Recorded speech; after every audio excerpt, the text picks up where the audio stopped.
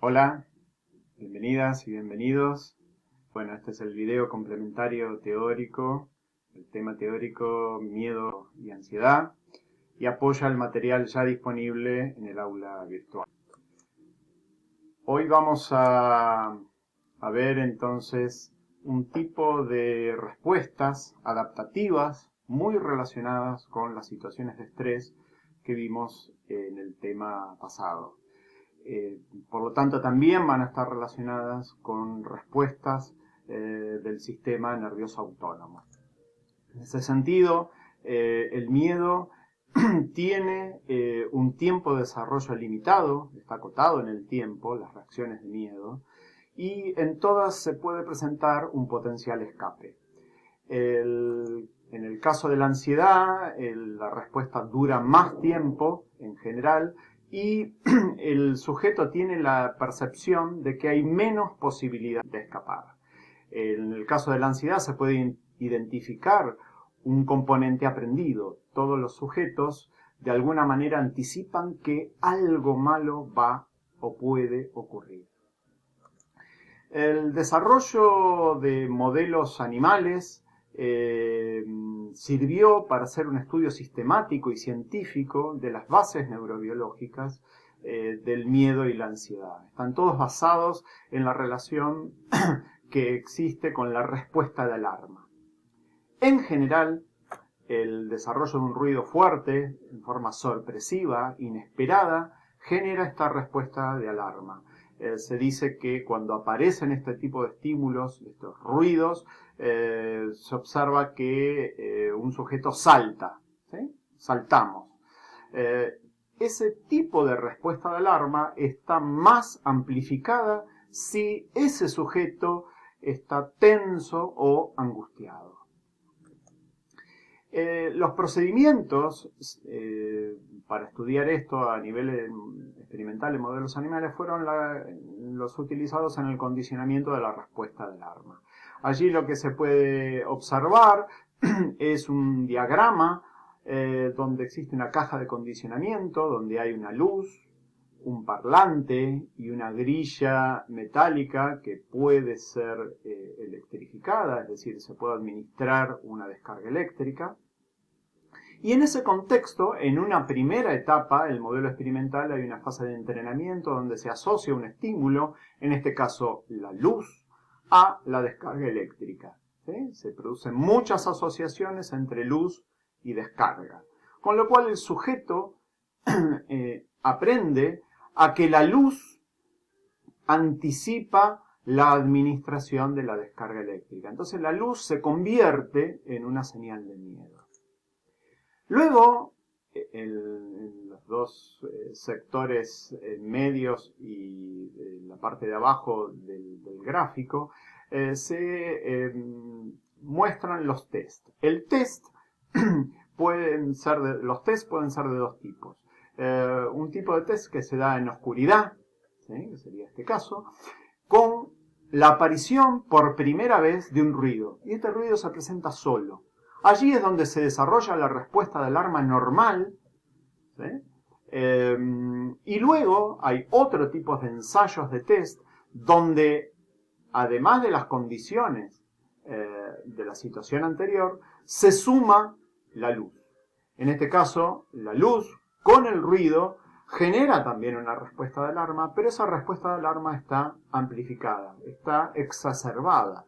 Este aumento de la respuesta de alarma está relacionada con la presencia de la luz. ¿Por qué? Porque la luz adquirió durante el entrenamiento un valor predictivo de la descarga eléctrica, con lo cual se convirtió en una señal de miedo e incrementó entonces la respuesta de alarma.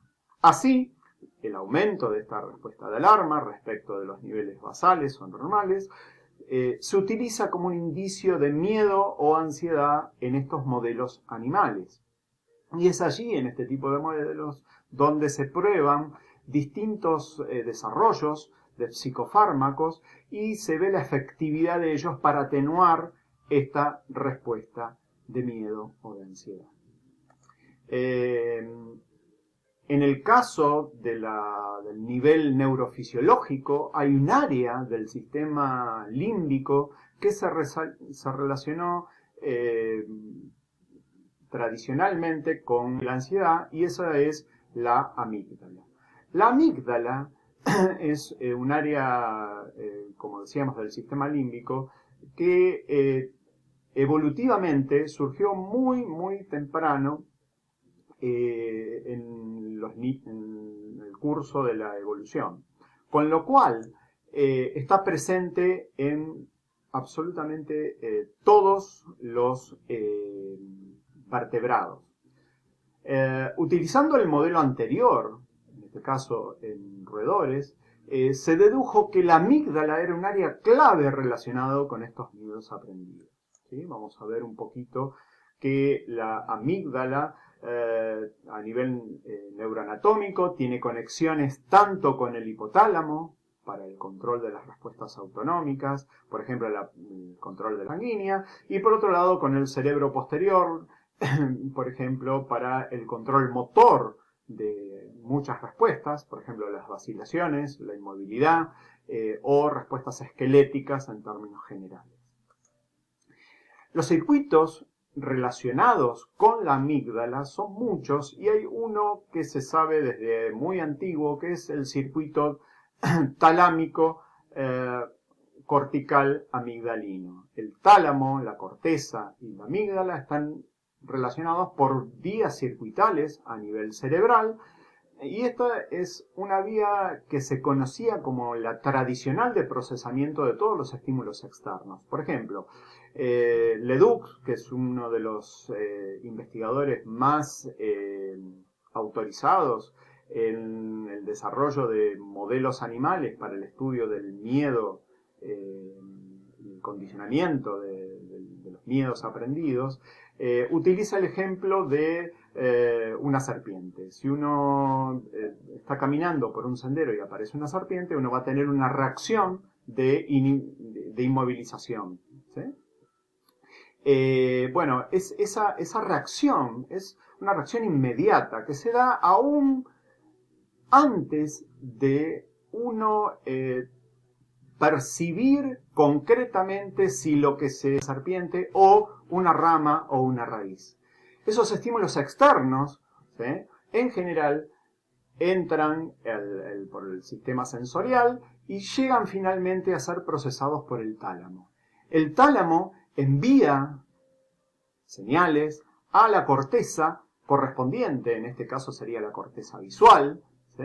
En el caso del ejemplo de las ratas que vimos antes sería la corteza auditiva, y de allí, una vez que es procesado, llega a la amígdala y de allí hacia los centros posteriores del cerebro que aumentan las señales de miedo. ¿Sí? En el caso del ejemplo de las ratas, estaba relacionado con el aumento de la respuesta de alarma. ¿Sí? Ahora bien, volviendo al ejemplo de la serpiente, este circuito no podía explicar esta respuesta o reacción inicial de inhibición.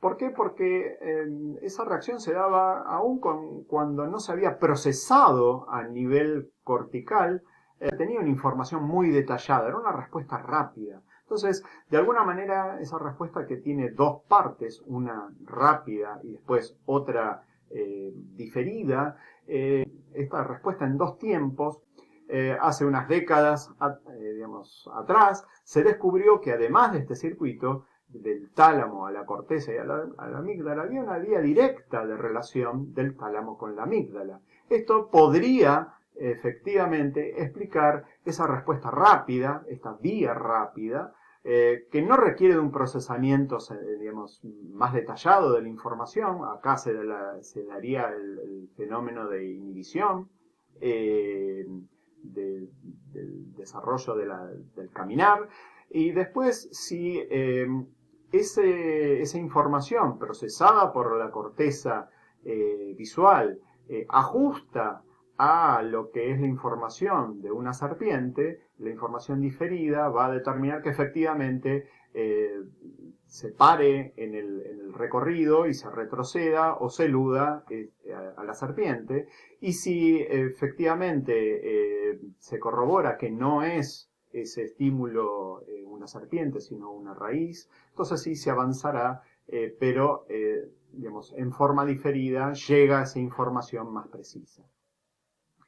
Ahora bien, existen muchas patologías donde se observa que hay lesiones en las vías posteriores a la amígdala, en la salida de la amígdala. Y aquí lo que se observa es que estos sujetos tienen interferidos sus miedos aprendidos. En general desarrollan respuestas temerarias.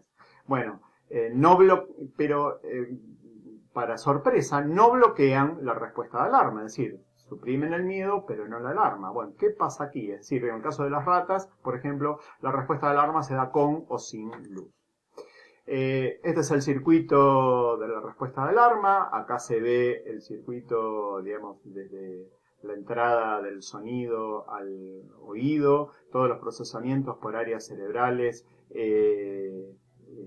digamos, en cada uno de los pasos. Esto no es importante retener los efectores responsables de la respuesta de alarma.